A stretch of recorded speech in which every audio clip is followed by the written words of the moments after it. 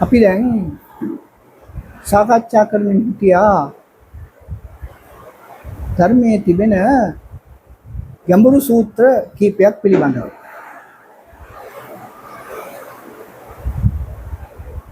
මේ සූත්‍ර අතර ඊටම වැදගත්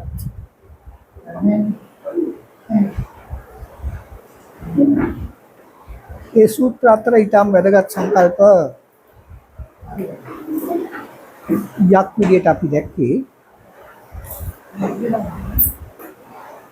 මේ පටන් ගන්න මුලද මිස්ටර් රුබෙල්ට ඇහෙන්නේ නැතුව ඇති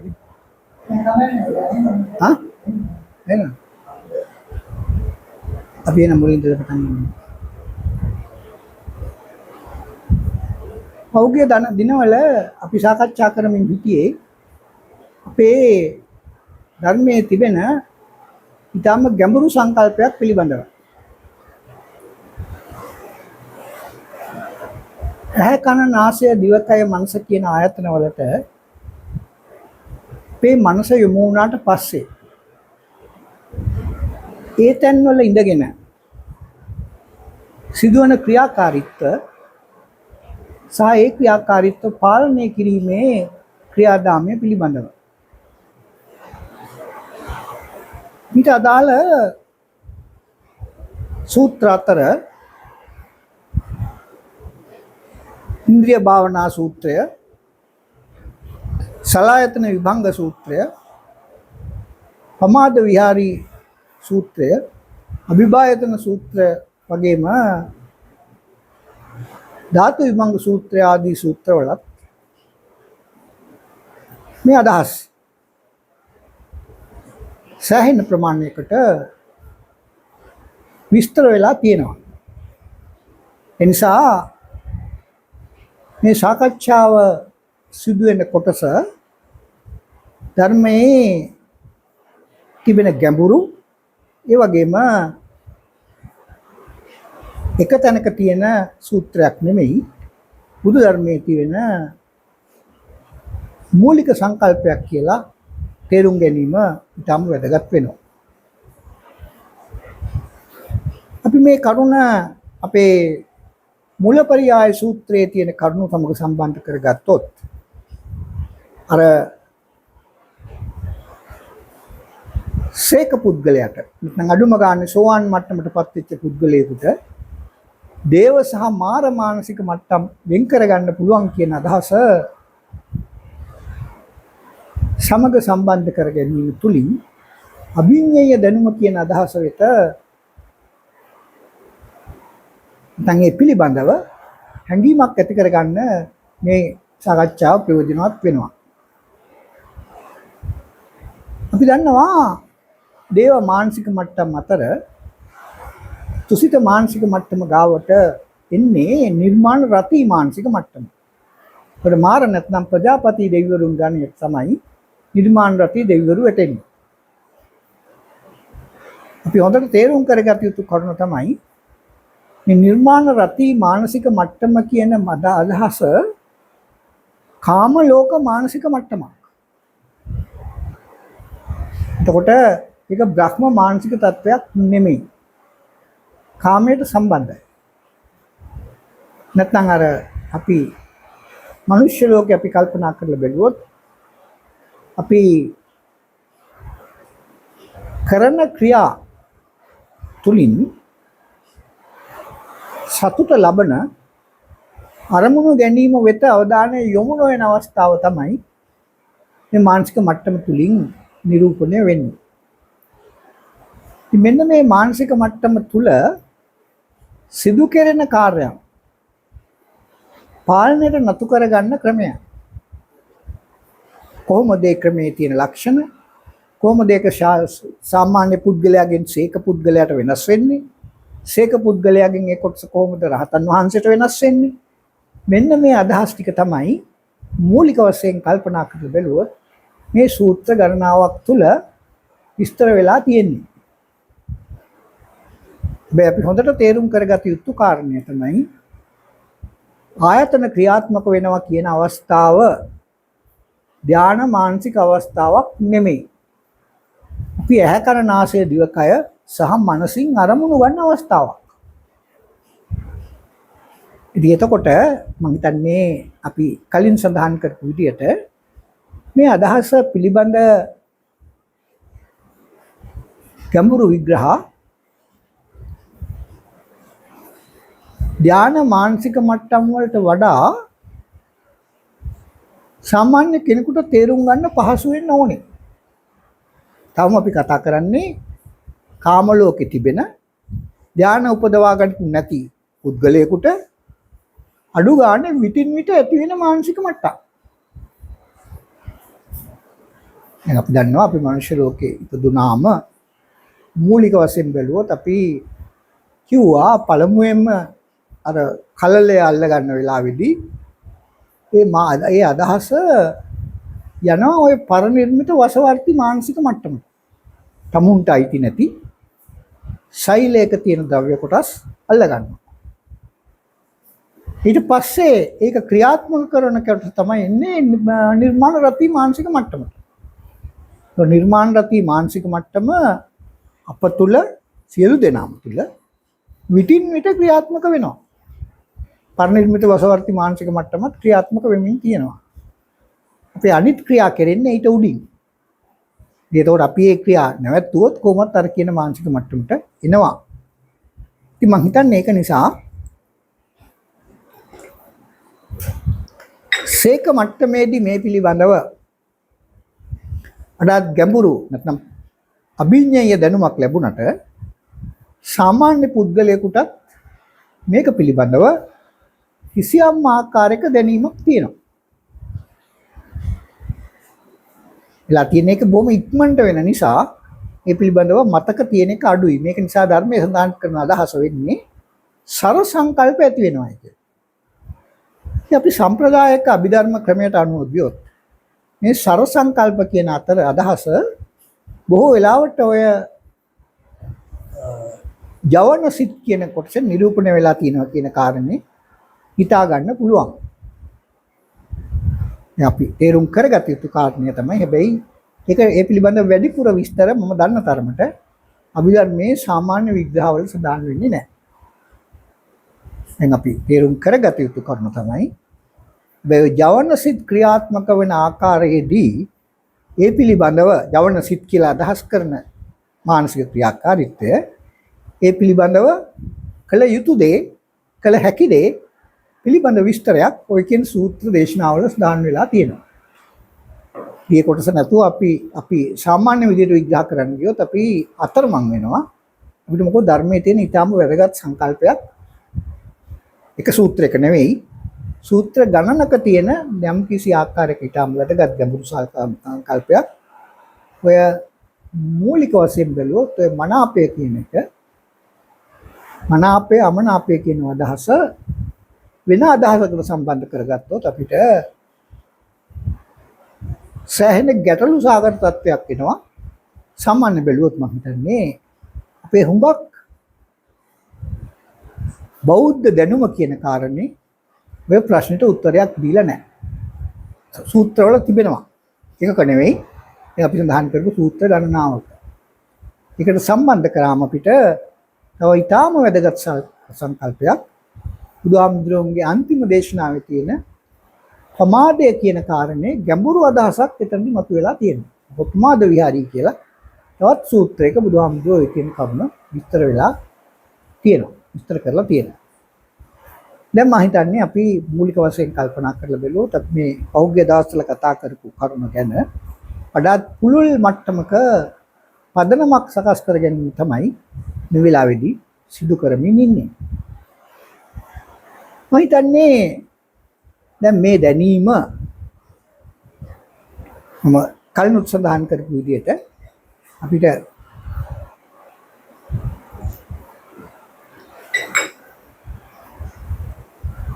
අපේ සාමාන්‍ය සිතිවිලි රටාවට එකඟ නොවන ස්වභාවයක් නිසා මේ පිළිබඳව නැවත නැවත ගැටලු ඇතිවීම සිදු වෙන්න පුළුවන්. නිසා ඒ පිළිබඳව සාකච්ඡා කිරීම විවිධ දෘෂ්ටි කෝණ වලින් කීප සැරයක් කිරීම ප්‍රයෝජනවත් වෙනවා. මං හිතන්නේ අපි හොඳට කල්පනා කරලා බැලුවොත් අපේ ద్వාර අතරින් මනෝද්වාරය ගාවට ඉක්මනට ක්‍රියාත්මක වෙන්නේ සාමාන්‍යයෙන් අපේ ඇහැ. මේ ඇහැ ආශ්‍රය කරගෙන තමයි අෂ්ට අභිභායතන කියන සංකල්පය විස්තර වෙලා තියෙන්නේ. එතනදී පාවිච්චි වෙන වචන මම හිතන්නේ අපි යම් කිසි වෙලාවල සඳහන් කරා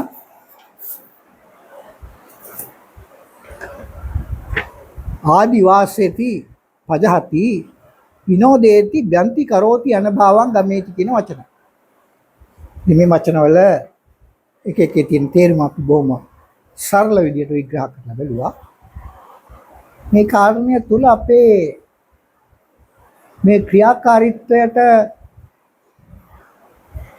නොයවසන ස්වභාවයක් මම හිතන්නේ නාදි වාසේති කියන වචනේ තුල තිබෙනවා. මෙතන අපි නැවත වරක් කල්පනා කරලා බලුවොත් අපි ඇහැට ගියා. මම කියන පුද්ගලයා සාමාන්‍යයෙන් ක්‍රියාත්මක වෙන තැනක් තියෙනවා නැත්නම් විසිරිච්ච ස්වභාවයක් තියෙනවා. අපි ඒක සාමාන්‍යයෙන් අභිධර්මයේ සඳහන් වෙනවා දේවත් රූපය කියලා. එතනින් ඇහැට ගියාම අභිධර්මය අනුවත් ඒක මොකටද සිත් දෙකකට වගේ කඩලා තියෙනවා. එතකොට එතනට ගියාට පස්සේ අපි අරමුණු ගන්නවා. අරමුණු ගන්න එක මෙතන අපි හිතලා ගන්නව නෙමෙයි. අපි අරමුණු ඇහැට ගෑම නිසා අපි එතකොට අරමුණු ගැනීම කියන කාරණේ අපිට කියන්න පුළුවන් අර පැසිව් නැත්නම් බැලුවොත් අපි අරමුණ පේන අරමුණ වෙත අවධානය යොමු වෙනවා. එච්චරයි. අපි කියනවා ඔක දකින්නවා කියන දාස. පැහැදිලි. අපි දකින්නවා. බලනවා නෙමෙයි. අපි මන්තනේ අපි භාෂාවේ අපි කතා කරන වචන දෙකක් තියෙනවා. එකක් අපි දකින්නවා, අනිත් එක අපි බලනවා. ඔය දෙකේදීම ක්‍රියාවක් වෙනවා. ක්‍රියා දෙකේම අපිට දැකීම කියන ಕ್ರಿයාව වෙනවා. බැලීම කියන ක්‍රියාව ඊට වඩා සක්‍රීය දෙයක්. දැකීම කියන ක්‍රියාව මූලික වශයෙන් කල්පනා කරලා බලුවොත් ඊට වඩා පැසිව් නැත්නම් බැලුවොත් එimhe අපි ඒත් ක්‍රියාවක් තියෙනවා. දැකීම කියන කාරණයක් ක්‍රියාවක්. එතකොට අපි දැකීම කියන ක්‍රියාවකවත් බැලීම කියන ක්‍රියාවවත් මගේ අදහස අනුව ධර්මයේ පවක් වෙන්නේ නැහැ. ආයතන හයෙන් අරමුණු ගන්නවයි කියන කාරණය පවක් නෙමෙයි. හැබැයි බැලීම කියන ක්‍රියාව තුළ කාමය තියෙන්න පුළුවන්. සෑහෙන මට්ටමකට ප්‍රබලව තියෙන්න පුළුවන්. පැහැදිලි. දැන් අපි මූලික වශයෙන් කල්පනා කරලා බැලුවොත් ඊට පස්සේ නාදි වාසේති පජහති විනෝදේති ඔය කියන ක්‍රියාකාරීත්වය නවත්තලා දාන නැත්නම් බැලුවොත් අවස්ථාවේ අපේ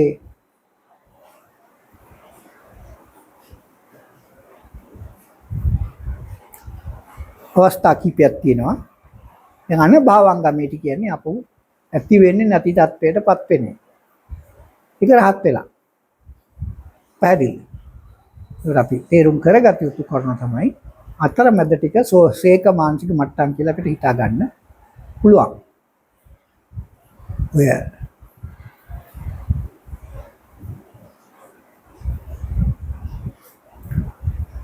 සාමාන්‍ය පුද්ගලයාට තියෙන මානසික මට්ටමින් එහාට ගිහිල්ලා රහත් වුණාට පස්සේ රහතන් වහන්සේටත් අපි හොඳට කල්පනා කරන යුතු කාරණේ තමයි මුකුත් නොකර හිටියොත් රහතන් වහන්සේටත් මේ මනාපමනාපය ඇති වෙනවා. ඒතර මනාපමනාප කියලා කියන්නේ වේදනාවක් නෙවෙයි, වේදනාවට පස්සේ ඇති වෙන යම්කිසි ආකාරයක ක්‍රියාවක්. ඒක රහතන් වහන්සේ නැති කරලා නැහැ.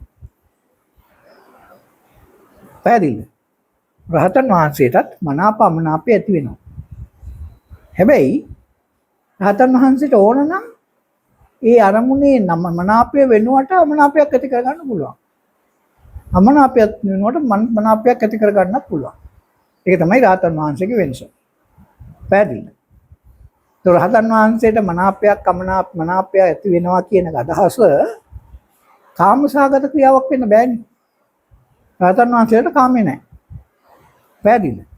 දැන් මනාපය කියන අදහස තුල කාමය තියෙන්න බෑ. අනාගාමී වෙනකොටත් මනාපය නැති කරලා. මේ කාමය නැති කරලා. පැහැදිලි. අපි මේ කතා කල්පනා කරන්නේ මේ ධර්මයේ බුදුහාමුදුරුවෝ පාවිච්චි කරලා තියෙන මනාපය කියන අදහස මොකක්ද කියන්නේ.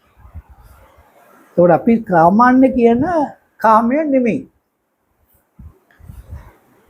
වේදනාවක් නෙමෙයි. වේදනාව කියන එක විඳින දෙයක්. පැහැදිලි. වේදනාව ක්‍රියාවක් නෙමෙයි. පැහැදිලි. අපිට කියන්න පුළුවන් මූලික වශයෙන් කල්පනා කරලා බැලුවොත් අපි සංඛාර අර්ථ දක්වන කොටත් වේදනා සංඥා දෙක අතහැරලා තමයි අනිත්‍යවට සංඛාර කියන්නේ. පැහැදිලිද? වේදනාව සහ සංඥාව සංඛාර නෙමෙයි. පැහැදිලිද? සාමාන්‍ය මට්ටමේ බැලුවොත්. ඒක වෙනවා. වේදනාව ඇති වෙනවා සංඥාව ඇති වෙනවා. පැහැදිලිද? දැන් මනාපය ඊට පොඩ්ඩක් එහා තියෙන්නේ. පැහැදිලිද? මනාපය යම්කිසි ක්‍රියාවක් තියෙනවා. ඒ ක්‍රියාවට කිසියම් ධන මට්ටමක් තියෙනවා. හැබැයි ඒක හැමතිස්සෙම කාමයට සම්බන්ධ වෙන්න අවශ්‍ය නැහැ. පැහැදිලිද? අපි මේ කතා කරන්නේ ටිකක් මේ ලොජිකලි මේ වචනවල තියෙන අදහස ගන්න. මේක මම හිතන්නේ අපි භාෂාව පිළිබඳව මේට වඩා හොඳ දැනුමක් තියෙනවා ඒ කාරණේ වලට වඩා පහසු වේවි. පැහැදිලිද? මම හිතන්නේ හැබැයි දැන් බුදුහාමුදුරුවෝ ඔය පාවිච්චි කරපු වචනේ ඇතුලේ ඔය කියන ලක්ෂණ තියෙනවා. පැහැදිලිද? ඒ වගේම ඔය කියන කොටස ඇත්තට බැලුවොත් කාම ලෝකේ යම් යම් වෙලාවකට හැමෝන්ටම ඇති වෙන්න ඕන සිතුවිලි එක විදියට. පැහැදිලිද? හැබැයි සාමාන්‍ය පුද්ගලයෙකුට යෝග කාමය නැතිව ඇති වෙන අවස්ථාවක් ගැන හිතන්න බෑ. රහතන් වහන්සේලාට තමයි මම හිතන්නේ අනාගාමී වුණාට පස්සේ තමයි කාමය නැතුව ඇති වෙන්න ඕනේ. එතකන් අපිට කියන්න පුළුවන් සාමාන්‍ය මට්ටමේදී කාමයෙන් තෙත් වෙච්ච මනාපයක් තමයි ඇති වෙන්නේ. පැහැදිලිද? එතකොට අපි ඔය මනාපය කියන කාරණේ අපි සාමාන්‍ය මට්ටමට බැලුවොත් ඔය රහතන් වහන්සේලාගේ අවස්ථාව විශේෂ අවස්ථාව අයින් කරලා විශේෂ අවස්ථාවක් තියෙනවා නැත්නම් නැහැ. යෝග තව විශේෂ අවස්ථාවක් කියන්නේ මං හිතන්නේ සාකච්ඡා නොවිච්ච කාරණේ තමයි බුදුහාමුදුරන්ට තියෙනවද නැද්ද කියන්නේ. බුදුහාමුදුරන්ට වාසනා ගුණ නැහැ. පැහැදිලිද? මේක වෙනම මාතෘකාවක් අපි ගැන කතා කරන්න යන්නේ නැහැ. හැබැයි එතන ඒ කොටස තියෙනවා. පැහැදිලිද? රාතන් වහන්සේලාගේ එතකොට මනාපය වාසනා ගුණ වලට සම්බන්ධ එකක්ද කියන්න අපිට බෑ. අපිට වෙන්න පුළුවන් සමහරවිට. පැහැදිලිද? අපි තේරුම් කරගත යුතු කාරණය තමයි මේ පිළිබඳව පැහැදිලි වෙන්න ඕන කරුණු තිබෙනවා. අපි අත්තටම බලන්න ගියොත් මේ බුදුහාමුදුරුවෝ බුද්ධ විෂය අචින්තය නිසා බුදුහාමුදුරුවෝ මේ පිළිබඳව දේශනාවක් කරන නැත්නම් අපි මේ පිළිබඳව කතා කරලා වැඩක් නැහැ. දැන් අපි මේ කතා කර ඉන්නේ මේක අපිට ප්‍රයෝජනයක් ගන්න පුළුවන් තරක් තියෙන්න ඕනේ. අපි නිකන් වචන පාවිච්චි කරලා වචන විග්‍රහ කර හිටියොත් අපිට වචන විග්‍රහ කිරීමෙන් යන සතුට ලැබෙයි. ඒක අපේ ආධ්‍යාත්මික දියුණුවට හේතු වෙන්නේ නැහැ. පැහැදිලිද? අපි මේක පාවිච්චි වෙන්න ඕනේ අපේ මනස දියුණු කර ගැනීම සඳහා කොහොමද ප්‍රයෝජනෙට ගන්න කියන කරුණ ගැන. දැන් අපි තේරුම් කරගත යුතු කරුණ තමයි අපි දැන් ඇහැට ගිහිල්ලා නිරීක්ෂණය කරනකොට අභිභායතනය ඇති කරගන්න අවස්ථාව තියෙන්න ඕනේ. ධර්මයේ මුගක් සූත්‍ර විස්තර කරලා නැති වුණාට ඒ මට්ටමට ආවේ නැත්නම් අපිට එහාට යන්න බෑ. පැහැදිලිද? අභිභායතනය කියලා කියන්නේ අපි මූලික වශයෙන් බැලුවොත් අපි ඔය ඇහැට ගිහිල්ලා එහි අරමුණු ගන්නකොට ඔය මූලික වශයෙන් බැලුවොත් අපි ඔය සර සංකල්ප වලට යටත් නොවන මට්ටමක් එන්න ඕනේ. වෙන විදිහකට කල්පනා කරලා බැලුවොත් අපිට සිතුවිල්ලක් ඇති වුණා. අපි ගියා බලන්න බැලුවොත් අපේ අර සත්තු 6 දෙනාගේ සටනින් ඇහැ දිනුවා නම් අපේ අවධානය මනසට ඇහැට යොමු වුණා. කන දිනුවා නම් කනට යොමු වුණා. නාසය දිනුවා නම් නාසයට යොමු වුණා. පැහැදිලිද? එතනට ගියාට පස්සේ දැන් අපි ආවේ දකින්නනේ. බලන්න නෙමෙයි. දැන් මේ ගියේ අපේ තරඟේ තියෙන්නේ ඇත්තට බැලුවම දකින්න. දැන් දකින්න ආවා. දැක්කා. දැන් දැක්කම සාමාන්‍ය බැලුවොත් සර සංකල්ප කියලා කියන්නේ අපි ආවම අපි එතන ඉඳලා බල ඉන්නවා. පැහැදිලිද? එතන ඉඳලා බල ඉන්න කාරණේ නැතුව ඒතර බල ඉන්න එක කෙරෙන්නේ සාමාන්‍ය තත්ත්වයන් යටතේ බැලුවොත් අපි ඒකට මනාපයක් හරි අමනාපයක් හරි ඇති වුණොත් නැත්නම් මනාපමනාපයක් වෙන්නත් පුළුවන්. අපි එතන ඉඳලා බල ඉන්නවා. පැහැදිලිද? අපිට ඒක නවත්තලා දාන්න පුළුවන් නම්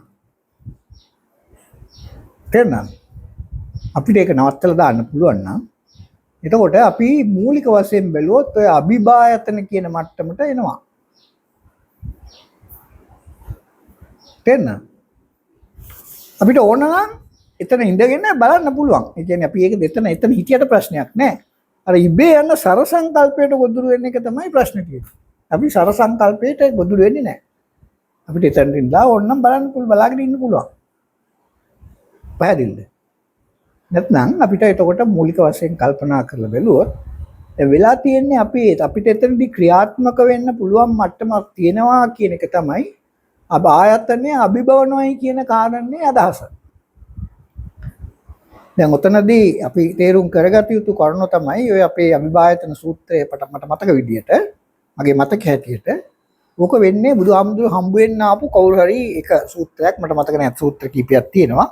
මම හිතන්නේ බමුණෙක් හරි කවුරු හරි එයාගේ මට මතක නැහැ වෙන බමුණෙක්ද නැත්නම් වෙන ආගමික කණ්ඩායමක කෙනෙක්ද පුද්ගලයෙක්ද කියලා. එයාගේ ගුරුවරයා ඔය අපේ ඉන්ද්‍රිය භාවනා සූත්‍රයේ ඉන්ද්‍රිය භාවනාව වඩනවා කියන අදහස උඩින් තමයි ඔය කරුණ ආවේ. එයා ඉන්ද්‍රිය භාවනාව වඩනවා කියලා කියන්නේ එයා කිව්වොත් එමු දකින්නේ නැතුව ඉන්න. අහන්නේ නැතුව ඉන්න. ආයතන මූලික වශයෙන් බැලුවොත් ඇහැ කන නාසය දිවකය සහ මනස අපි කියමු ඉන්ද්‍රිය වලින් අරමුණු ගන්න ඉන්නේ පා කියන එක. බුදුහාමුදුරුවෝ ඒ පුද්ගලයාගෙන් අහනවා එමනම් එතකොට බැලුවොත් එම ඇහැ පේන්නේ නැති එක්කෙනා කන ඇහෙන්නේ නැති එක්කෙනා නාසය ආග්‍රහණය කරන්න බැරි එක්කෙනා ඒ පුද්ගලයා බැලුවොත් එම ඒගොල්ලෝ බොහොම මානසික වශයෙන් දියුණු ඇති ඒගොල්ලෝ ඔය කියන භාවනාව ඉබේම වැඩිනවා. ඒගොල්ලෝ බලන්නේ නැහැ අහන්නේ නැහැ.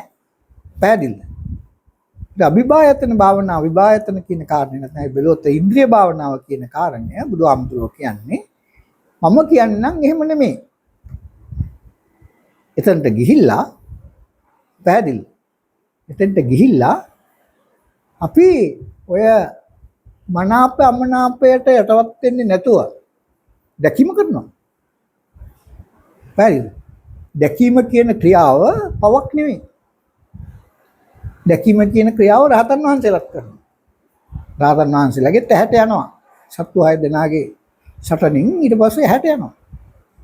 පැහැදිලි. ඇහැට ගිහිල්ලා රහතන් වහන්සේලාත් දකිනවා. හැබැයි එතකොට මූලික වශයෙන් දැන් රහතන් දැකීමෙන් පස්සේ සිදුවෙන ඔය මනාපය ඇති වෙනවා කියලා දෙයක් රහතන් වහන්සේලටත් මනාපය ඇති වෙනවා. මනාපය අමනාපය එතකොට මනාප අමනාපය රහතන් වහන්සේලටත් ඇති වෙනවා. පැහැදිලි.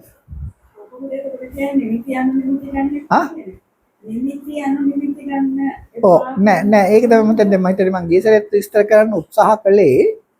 දැන් අපි නිමිති අනුමිති අපි එතනට ගියාට පස්සේ මම හිතන්නේ ඕක තමයි මම හිතන්නේ ඔය අපි අය මේ මූලික වශයෙන් අවස්ථා දෙකක තියෙන ගැඹුරු සංකල්ප දෙකක්. එකක් එකට වඩා සියුම්. පැහැදිලිද? දැන් අපි ඇහැට ගියා. දැන් උතන ඇහි අපි ඇහි view එක අරගෙන බැලුවොත් එහි තැන් තැන් වල තියෙනවා විසිරිච්ච සෛල ගොඩක්. මම හිතන්නේ මිලියන් 2ක් විතර වගේ. දෙකටත් වැඩි ඇති මම හිතන්නේ මේක 1.2ද මට මතක නැහැ කියන්නේ. ඒ අතර ආලෝකයේ වැටුනම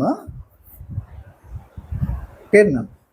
ආලෝකයේ වැටුනම එතකොට ඔය කියන තැන් තැන් වල තියෙන මේ අපේ ඉලෙක්ට්‍රෝන වල ඉලෙක්ට්‍රෝන තියෙන ඔය කවච නැත්නම් ඒගොල්ලන්ගේ ගමන් තියෙන තැන් වෙනස් වෙනවා. ඒගොල්ල තැන් වෙනස් වෙනකොට ඒ පිළිබඳව ඇති වෙන සංනිවේදනයක් ඒක කොච්චර වෙනස් වීමට අනුව අපිට නිල් පාට රතු පාට වගේ පාට පේන ගතියක් තියෙනවා. එක තැන් තැන් වල ඇති වෙන දෙයක්. වැරදිද?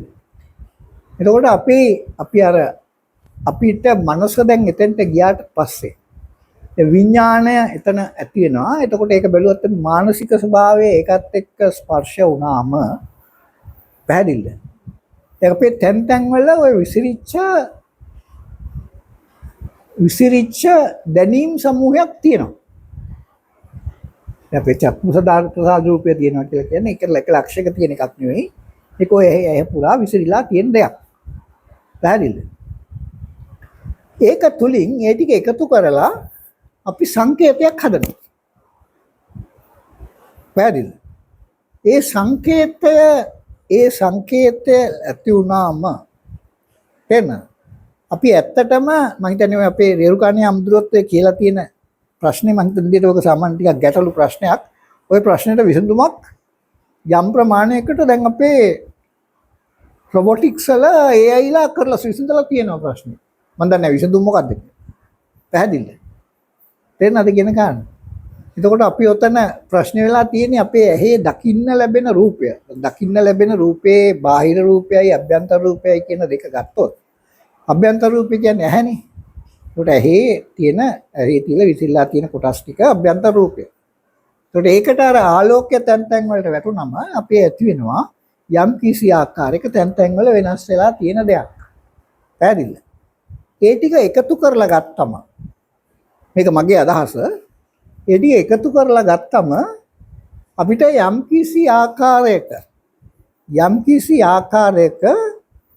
අවකාශය පුරා පැතිරිලා තියෙන චිත්‍රයක් ගැන හැඟීමක් එනවා. ඩොට් ගොඩක් කියමු. පැහැදිලිද? ඒ ගොඩ එකතු කරලා අපිට යම් කිසි ආකාරයක රූපයක පිළිබඳ හැඟීමක් එනවා. ප්‍රශ්න තියෙන්නේ ඔතන ප්‍රශ්නේ තියෙන්නේ දැන් ඒක මොකද්ද කියන කරුණ. මම හිතන්නේ ඒක හරි ඒක වෙන්න ඕනේ. දැන් අපි දන්නේ නැති කොටස තමයි ඕකේ කොයි කොටසද අපේ මොලෙන් කරන්නේ කොයි කොටසද ඇහෙන් කරන්නේ කියලා. දැන් ධර්මයේ කියන්නේ ඕක ඇහෙන් කරන මට්ටම ගැන තමයි කතා කරන්නේ. විද්‍යාව කතා කරන්නේ මොලෙන් කතා කරන කොටස ගැන. පැහැදිලිද? ඒක දැන් විද්‍යාවත් එක යම් ප්‍රමාණයකට හොයාගෙන තියෙනවා. මම හිතන්නේ මේක ටිකක් ඉන්ටරෙස්ටිං. නමුත් මම හිතන්නේ මේක ගැන සම්පූර්ණ දැනුමක් විද්‍යාවටත් නැහැ එක පැත්තක. පැහැදිලිද? ධර්මය කතා කරන්නේ මනසත් එක්ක තියෙන කොටස. ඒ කොටස අරගෙන අපි ඔය ටික එකතු කරලා ගත්තොත් එකතු කරන්නේ කොහොමද කියන කැලලගෙන ධර්මයේ සඳහන් වෙන්නේ නැහැ. ඒ ටික එකතු කරලා අරගත්තම අපිට නිමිත්තක් හැදෙනවා. නිමිත්ත කියන්නේ අර එක ලක්ෂයක තියෙන එකක් වුණොත් නිමිත්තක් නැහැ නේද? පැහැදිලිද? ඒ ටික අපි එකතු කරලා හදාගන්න නිමිත්ත අරගෙන අපි යනවා ඊට පස්සේ ඔතන මූලික වශයෙන් බැලුවොත් එතකොට ඒකෙන් අපිට යම් කිසි ආකාරයක වේදනාවක් විඳින්න පුළුවන් නම් පැහැදිලිද? ඒකෙන් අපි උතන කාරණා දෙකක් තියෙනවා. එකක් තමයි අපි හඳුනා ගැනීම, දෙවෙනි එක තමයි විඳීම. විඳිනීම වේදනාව, හඳුනා ගැනීම සංඥාව. පැහැදිලිද? එතකොට අපිට එතන වින්දනයක් ලබන්න පුළුවන් නම් පැහැදිලිද? අපිට එතකොට ඒක මුල් කරගෙන අපිට එතකොට වේදනා පංචය තණ්හා කියලා අපි තණ්හා මට්ටමට යනවා. පැහැදිලිද? නැත්නම් භව තණ්හාව තියෙන කොහොමත් අපිට ක්‍රියාවට සම්බන්ධ. අපිට ඒක ගනිපු අපේ ඇහෙන් ගනිපු අත්දැකීමට සම්බන්ධ තණ්හාවක් ඇති වෙනවා. එතන වුණොත් එහෙම අපි එතකොට තණ්හාව ඇති වුණා. පැහැදිලිද? දැන් අපි තේරුම් කරගත යුතු කරුණ තමයි එහෙම නැත්නම් අපි දැන් මේ කියන ගණිතේ මේ හැට ගියා එහෙ තියෙන එක මොකද්ද කියලා අපිට තේරුම් ගන්න බැරි නම් අපි අර ඇතිවෙච්ච නිමිත්ත අරගෙන මනසට ගිහිල්ලා බලනවා මේ කොහොමද මනසේ මේක මැච් වෙන්නේ කොහෙද කියලා. දැන් භෞතික වශයෙන් බැලුවොත් දැන් අපි පාවිච්චි කරනවා ඔය අතරේදී අපි ඔය කියන අපිගේ මොය තියෙන යම් කිසි පැටර්න් එක කියලා අපි නිමිත්ත කියලා කියන්නේ ඒක තමයි පැටර්න් එක.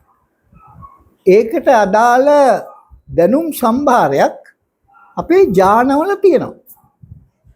පැහැදිලිද? ඒක කරන්න අපි යම් කිසි ආකාරයකට අපි හිතුවට ඔය තියෙන ඇහෙට ඇහි ඇති වෙච්ච එකේ දත්ත මොලේට සම්ප්‍රේෂණය වෙලා තියෙන තැනට ගිහිල්ලා මොලෙන් ඒක කරනවා කියන කාරණය තමයි විද්‍යාව කියන්නේ. පැහැදිලි? ඒකට ලොකු ඩිලේ එකක් තියෙනවා. තේරුණාද? ලොකු කියන්නේ සාමාන්‍ය බැලුවොත් එම් මම හිතන්නේ ඔක තත්පරයකට 24 සැරයක් නේ ගෙනියන්නේ. ඒක නෙවෙයි ටෙලිවිෂන් එකෙන් අපිට අර සාමාන්‍ය බැලුවොත් එම මේ ඩොට් එක සම්බන්ධ කරාම අපිට චිත්‍රයක් තියෙනවා වගේ පේනවා. පැහැදිලිද? 24 තමයි මට 24 නේ. 24 බේසිකලි එහා පැත්තට ගියාම ඊට වඩා ඉක්මනට කරන්න පුළුවන් නම් අපිට ඒක කැඩිච්ච නැතුව යනවා වගේ පේනවා. පැහැදිලිද? දැන් මම හිතන්නේ දැන් අපි බැලුවොත් එම ඕක තමයි එතන මේක හොඳට තේරුම් ගන්න. තේරුණාද? එතකොට අපි නිමිත්ත කියලා කියන්නේ මේක අරගෙන ගිහිල්ලා අපි විද්‍යාව අනුව ගියොත් අපි මොලේට ගියාම මොලේදී ඒක යම්කිසි ආකාරයකට මොලේ තියෙන දත්ත වලින් මොලෙන් අඳුර ගන්නවා. එතකොට අපි බැලුවොත් ඒක මොලෙන් අඳුර ගන්නවා මේක අපේ නැත්නම් අපි බැලුවොත් එimhe මේක මේ යම්කිසි ආකාරයක මෙහෙම රූපයක්. පැහැදිලිද? එහෙම අඳුර ගැනීම කියන කාරණය තමයි එතකොට ඒ කියන ඒ මොලේ තියෙන නැත්නම් අපි අඳුර ගන්න කෑල්ල අපි සම්බන්ධ කරන්නේ මොලේ තියෙන ඔය ප්‍රපංච සංඥාවකට. දැන් අපි කියමු අම්මා කියලා. දැන් අපි දැක්කා. පැහැදිලි. දැන් අපි කියනවා ලංකාව. එහෙම නැත්නම් කොස් ගහ. ඉතින් ඒක ඉතිසෙල්ලා මේක ගහ නැත්නම් බැලුවොත් එහෙම නැත්නම් අපේ බල්ලා. පැහැදිලි. ඒ කියන්නේ තව හුඟා ටිකක් එහාට ගිහිල්ලා තියෙන දත්තයක්. තේරෙනවද? ඉස්සෙල්ලා මේක බල්ලේ සතෙක් බල්ලෙක් කොහොම යන්න පුළුවන්. හැබැයි ඒක එහෙම නැතුව එක සැරේටම අපේ බල්ලයි කියලා අඳුර ගන්නත් පුළුවන් වෙයි. තේරෙනවද? ඒක කියන්නේ කොච්චර අපේ මුලේ දත්ත කොයි විදියට ඕගනයිස් වෙලා තියෙනවද කියන කාරණේ උඩ තමයි එන්නේ. දැන් අපි ඔය නිමිති ගැනීම කියලා කියන්නේ අපි ඔය හඳුර ගනිපු එක මොලෙන් ගිහිල්ලා අඳුර ගන්න අවස්ථාව. පැහැදිලිද? මෙතන නිමිත්තක් ඇති කරගත්තා කියන්නේ අර ටික ඔක්කොම එකතු කරලා හදා ගන්න දේ. පැහැදිලිද? එකතු කරලා අපි සංඥාවක් නැත්නම් අපි බැලුවොත් අපි ඒකට මොකද්ද නිමිත්ත කියන එකට තව එකක් තියෙනවා. මොකද්ද ඒක මොකද වචනයක් පාවිච්චි කරනකොට මතක නෑ ඒක අමතක වුණා. පැහැදිලිද? තේරුණාද? අපි සිම්බල් එකක්. පැහැදිලි. අපි ලකුණක් ඔය ටික එකතු කරලා හදාගත්තොත් ඒකට තමයි නිමිත්ත කියලා කියන්නේ. තේරුණාද? අපි සාමාන්‍ය බැලුවොත් මම හිතන්නේ මේක හුඟක් මම එහාට කතා කරන්න ඕනේ. මම හිතන්නේ මේක ටිකක් සරල නැහැ. සාමාන්‍ය අපි මෙච්චර කලක් කතා කරේ. දැන් අපි මේ අවුරුදු මං කියන්නේ ගාණක් තිස්සේ කතා කරනකොට කතා කරේ ඔය නිමිත්ත හදා ගන්න කාරණේ ගැන තමයි. නිමිත්ත කියන්නේ ওই ටික එකතු කරලා හදාගත්තා. හදාගන්නපු එක ඊට පස්සේ අපි කියනවා එකට ඒක නිමිත්ත අපි අරගෙන ගිහින් ඉවර වෙලා එතකොට මූලික වශයෙන් බැලුවොත් අපේ මනසට සම්බන්ධ කරොත් දැන් අපි කය තියෙන්න පුළුවන් මෙහා පැත්තේ මොලේට යනවා කියන කැලල. අපි ගිහිල්ලා හොයන්නේ හොයන්න යනකොට බලන්නේ අපි මොලේ වෙන්න පුළුවන් අපි ඒක අපි අපෝ මනස හොයාගන්න මොලේ තියෙන අපේ ස්නායු වල තියෙන දත්ත පාවිච්චි කරනවා වෙන්න පුළුවන්. ඒ අරුණම මනසෙත් වෙනම කොටසක් තියෙන්න පුළුවන්. හැබැයි ප්‍රායෝගික වශයෙන් මුගක් වෙලාවට අපි අපේ මොලේ තියෙන කැලල පාවිච්චි කරනවා. පැහැදිලි. ඒකට අපි තේරුම් කරගත යුතු කාරණය තමයි ඒක නිමිත්ත ගත්තා. ඒකට අපි අර ගිහිල්ලා ගත්තට පස්සේ අපේ මොලේ තියෙන පොල් ගහ කියන එක නැත්නම් බල්ලා කියන එක නැත්නම් අම්මා කියන එක නැත්නම් අපි ලංකාව කියන එක ඒවා පපංච සංඥා ඒවට තියෙන එකම දේ ඇහැට පේන ආකාරය විතරක් නෙමෙයි. පැහැදිලිද? ඒකට අපේ දත්ත අපි මනසේ ගබඩා කරලා තියෙන දත්තවල අපේ අම්මා කිව්වොත් අම්මා කියන්නේ රූපයක් විතරක් නෙමෙයි. අම්මට රූපයක් තියෙනවා. පැහැදිලිද? රූපයෙන් අම්මා අඳුර ගන්න පුළුවන් වෙයි. දැන් කටහඬ කියන එක වෙනම තව එකක්. පැහැදිලිද? තේරුණාද? තව ප්‍රොපර්ටිස් එකට අදාළ ලක්ෂණ ගොඩක් තියෙනවා. ඒකට අපි ඒක කියනවා. ඒකට ඇහැ කන නාසය දිවකයට සීමා වෙච්ච නැති ඊට වඩා ගැඹුරු අපේ සංකල්පයක් තියෙන නිසා අපි කියනවා ඒක එතකොට මූලික වශයෙන් බැලුවොත් පపంచ සංඥාව. ඒක තමයි අභිභවනය වීම කියන කොටසෙන් කියන්නේ. පැහැදිලි. ඒක නිමිත්ත කියලා කියන්නේ මේ ටික එකතු කරලා අපි හදාගන්නපු ඔය සිම්බල් එක. පැහැදිලිද? අනුයන්ජන ගැනීම කියන්නේ දැන් අපේ මොළයට ගියාම මේ තියෙන එක සම්පූර්ණ නැහැ. පැහැදිලිද? ඒක අපි කැලලක් බලනවා මේ ඇහෙන් අපි අඳුරගන්නේ අපි බැලුවොත් එහෙම අඳුරගන්නේ අපි දැන් අපි අඳුරගන්නේ අපේ බල්ලා මූලික වශයෙන් බැලුවම නැත්නම් උගේ මේ තිත තියනවාද? නැත්නම් අපි බැලුවොත් යම්කිසි පැටර්න් එකක්. අය කන්නඩි දාලාද? පැහැදිලිද? අපි ඒ වගේ අඳුරගන්න බැරි නම් ආපහු ඇවිල්ලා බලනවා ඒකට අපි කියනවා අනුයන්ජන ගැනීම කියලා. කැලලක් දිහාව බලනවා වඩාත් පැහැදිලි ફોකස් කරලා පැහැදිලි බලපු එකෙන් අපි කියනවා නිමිති ගැනීම සහ අනුයන්ජන ගැනීම කියන කාරණා වෙන්නේ අපි අරමුණට අදාළ යම්කිසි ආකාරයක සිම්බල් එකක් හැදුවා. ඒ සිම්බල් එක අරගෙන යනවා. නැත්නම් සිම්බල් එක ඉන්කම්ප්ලීට් නම් අපි කියනවා අපහු ඇවිල්ලා බලන එක අනුයන්ජන ගැනීම. ඒ සිම්බල් එක අපි අරගෙන ගිහිල්ලා ඒකෙන් අපි හොයන්න යනවා නම් අපි කියන වෙලාවෙදි නිමිත්ත කියලා. පැහැදිලිද? සමස්තයයි කොටස් නෙමෙයි කියලා ගන්නවද? ඔව් දැන් එතකොට කොටස අනුයන්ජන කියන්නේ හැමතිස්සෙම කොටසක්. අනුයන්ජන කියන්නේ කොටස. නිමිත්ත කියන්නේ අපි ගණිපු එක එහෙම් පිටිම වගේ අහු වුණා නේද? අම්මගේ අවතකොට ඒ කියන කොටසේ තව සමහරට ඇහි පේන එකම කොටසක් වෙන්න පුළුවන්. අම්මගේ කන කොහමද? නාය කොහමද? දැන් බැලුවොත් එහෙම දැන් අපි බැලුවොත් එහෙම අපි කියනවා අපි යම් දේවල් වල සමානකම් අඳුර ගන්න විදියක් තියෙනවනේ. පැහැදිලිද? එයාගේ මෙතන බැලුවොත් එහෙම නාය කරකිලා තියෙනවද පහලට? නැත්නම් එහෙම තියෙන ලක්ෂණ තියෙනවා. තේරෙනවද?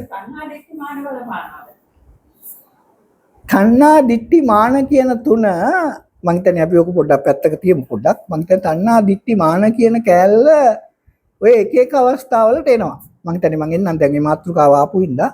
දැන් අපි කල්පනා කරලා බැලුවොත් අපි ඔය තණ්හා කියන කරුණ තණ්හාව කියන කාරණේ මම හිතන්නේ අපි බොහොම එක මට්ටමකදී එනවා. මූලික වශයෙන් කල්පනා කරලා බැලුවොත් අපි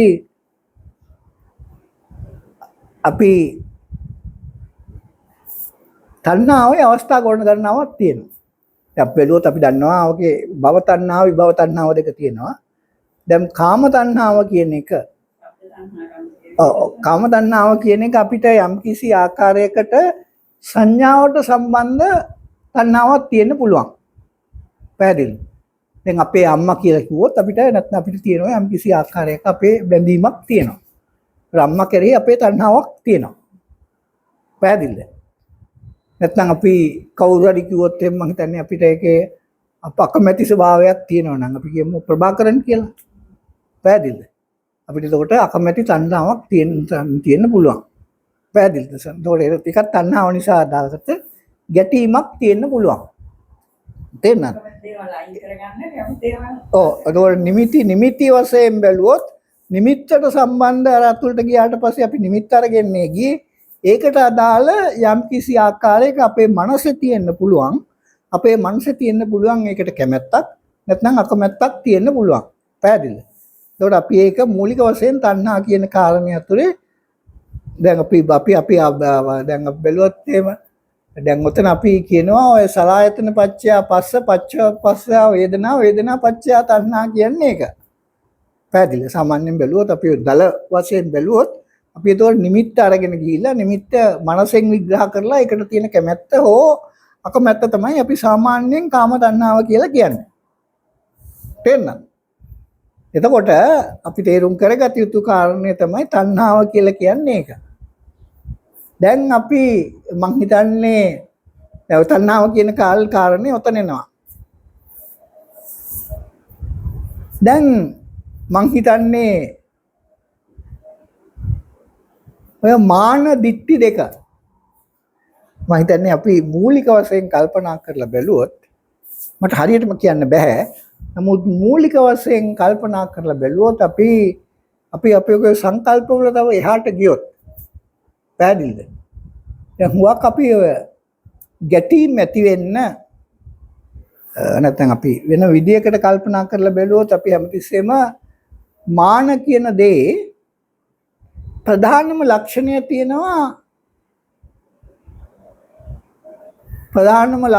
තියෙනවා මේක මගේ අදහස.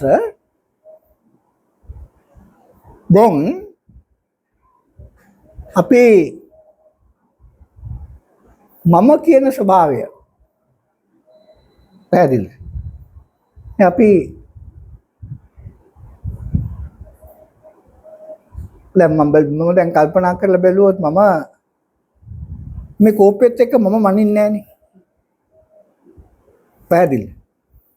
මාන කියන එක එන්නේ හුඟක් වෙලාවට වගේ මම තව පුද්ගලයෙක් එක්ක සංසන්දනය කරන එකෙන් තමයි මාන කියන එක එන්නේ. පැහැදිලිද?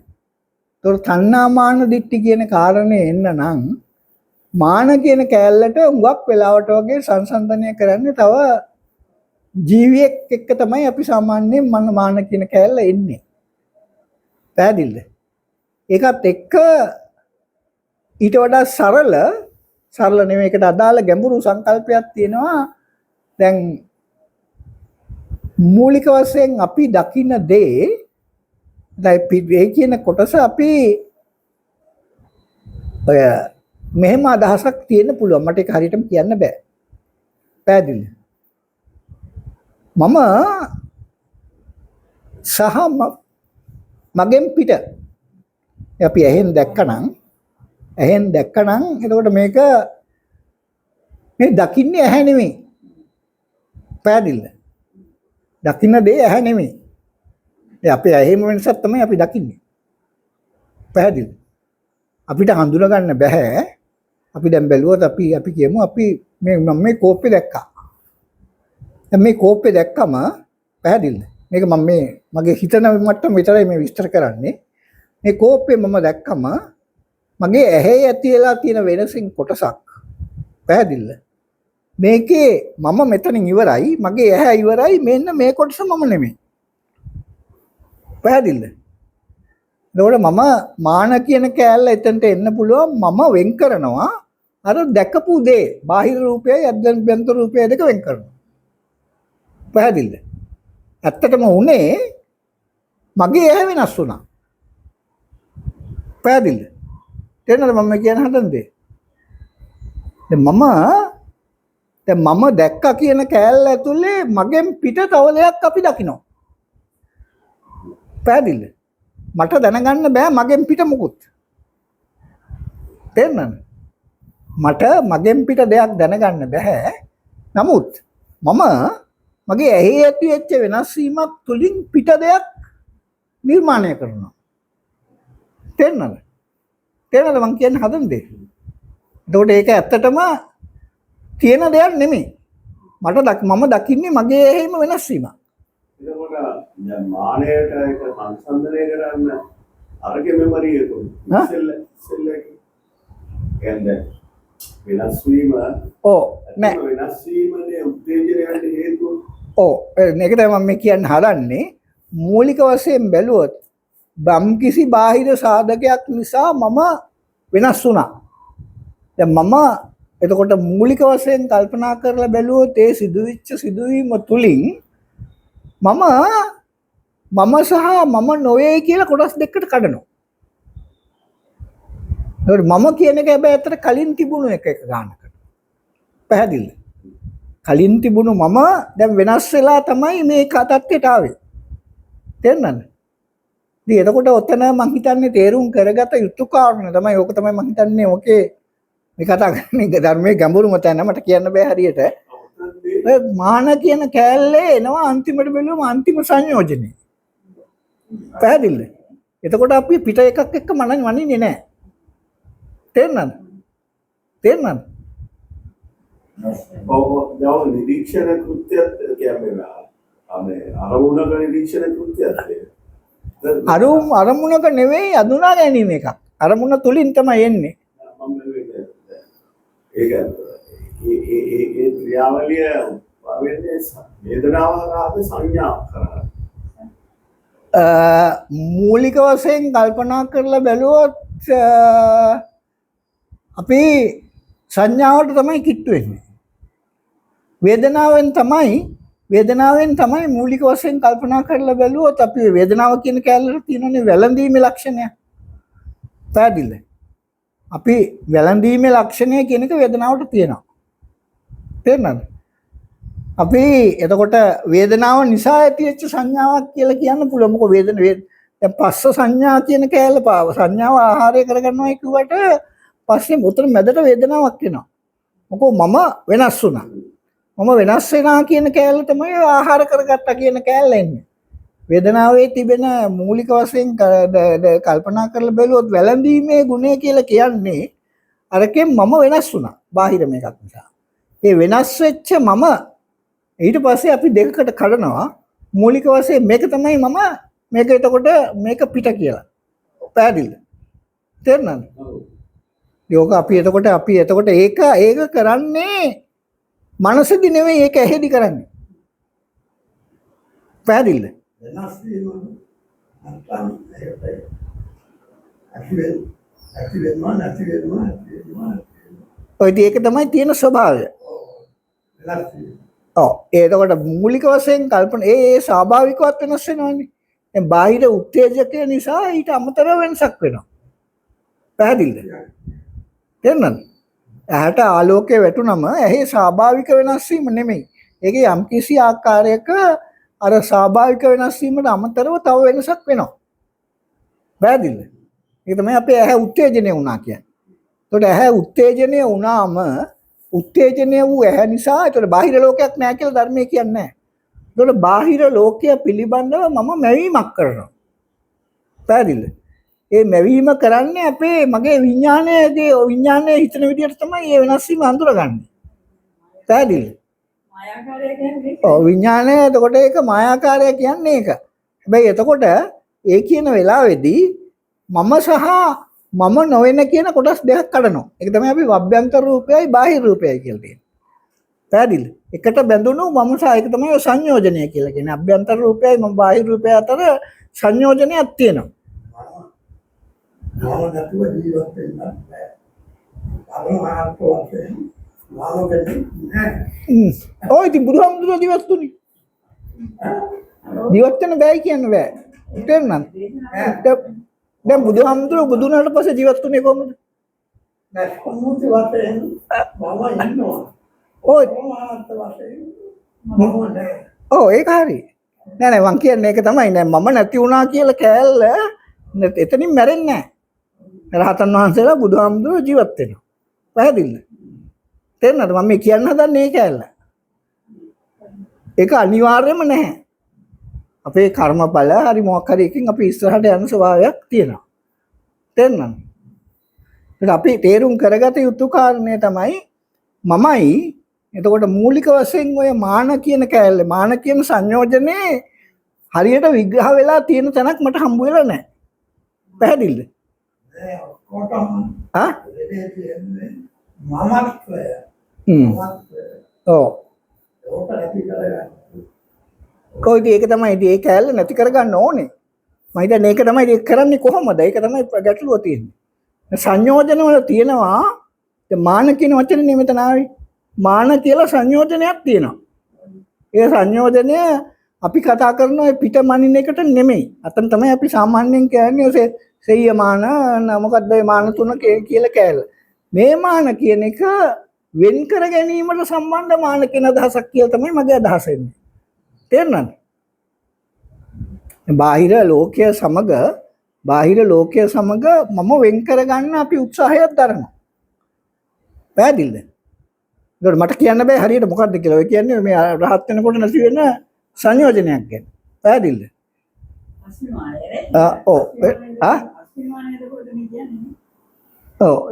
මට මතක නෑ කියන්නේ හරියට. ඔය එතකොට මූලික මානය එතන අවසාන අවස්ථාවේදී ඒක. නමුත් සක්කාය දිට්ඨියත් එක විදිහක මානයක්. සක්කාය දිට්ඨිය නෑ නේ. සක්කාය දිට්ඨිය කියන කෑල්ල මම දකින්නේ සක්කාය දිට්ඨිය කියන කෑල්ලේ අපි දැන් මගේ ඇතුලේ කෑල්ලයි පිට කෑල්ලයි සම්බන්ධ කරන කෑල්ලක් තමයි සක්කාය දිට්ඨිය කියන්නේ. තේරුණාද? සක්කාය දිට්ඨිය කියලා කියන්නේ කය මමයි කියන කොටස. ඒකට ඊට ඇතුලේ මම ඉන්නවා. මට පිටින් තියෙන කය කියන කැලල මම හිතන්නේ ටිකක් වෙනවා. ඔයාගේ සක්කාය දිට්ඨිය සක්කාය දිට්ඨිය පැහැදිලි කරන්නයි මානසික එකම පදනමක් තියෙනවා කියලා. නෑ තණ්හා දිට්ඨි මාන තුනක් විදිහට කියන්නේ නේද? ඔව් නෑ ඔය තණ්හා දිට්ඨි මාන තුන අරගෙන ඉවරලා දානවා මං හිතන්නේ මං හිතන්නේ පස්සේ මොකක් හරි කාරණයක් නිසා ඔය විස්තර කරන්න දාපු අනාදිත්‍ය මාර්ගය කියලා කවුරු හරි කිව්වට දැන් අපි තේරුම් ගන්න විදිය බලන්න දැන් ඒක ගන්නවා ඒ තුන නිකන් ඈඳු විදියට ගන්නවා ඒ විස්තර කරන්න පාවිච්චි කරන විදියක් ඒ කොයි කාලේ ආවද කියලා කියන්න දන්නේ නැහැ පැහැදිලිද හැබැයි ඔය කියන වචනවල තේරුමක් තියෙනවා අනාදිත්‍ය මාර්ගය තුන එකටම බුදුදාසයේ දේශනාවේ කොහෙද දාවයි අමුදුරුගේ දේශනාව තමයි ඒක ඒ කෑලි තුනම ඒ තුන එකට සම්බන්ධ කරලා ඒ තුන තියෙනවා ඒ තුන අර අමුදුරෝ ඒකමනේ කියන්නේ තණ්හාදිත්‍ය මා නමුත් බුදුරජාණන්සේ දේශනාව කොතනවත් ඒ තුන එකටම කිව්වේ ඒ තුන කොහෙවත් ඒ හාමුදුරුවෝ විදේශනාවල් තියෙනවා අරෙත් නෑ ඒ කියන්නේ මේ ආචාර හාමුදුරුවෝ එක්ක කියන්නේ අපේ මම මේ සායනාසට අගෞරව කරනවා නෙවෙයි ඒගොල්ලෝ එක පාට කොයි හරි එකක් දානවා අපි හාමුදුරුවෝ ඔක්කොම ඒ විදිහට දේශනා කරන්නේ ඒ අර ආකෘතිය හදපු එකෙන් අපු එකක් කියවේ මටත් හම්බ වෙලා නැහැ ඒක කොහෙවත් මම ඔය තුන බුදුනාසේ එකතන රිෆර් වෙන තැනක් නැහැ. ඔයවත්. බලන්න හාමුදුරුවෝ විතර ගන්නවා ඒක.